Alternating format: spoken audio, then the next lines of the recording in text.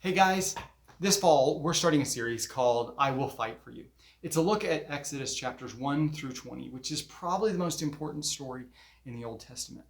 It's the founding of Israel, and it's the story of God's deliverance, and a story that describes and explains something about God that God's people need to learn and keep learning throughout the Old Testament. So they keep pointing back to this moment. We're going to be going to these chapters. We're going to be going to this section of the book of Exodus to see what happens when God's people meet an incredibly horrible villain.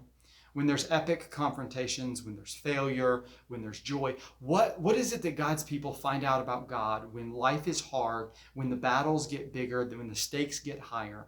What does it mean for God to say, I will fight for you? Hebrews chapter 3 tells us that Jesus is the better Moses.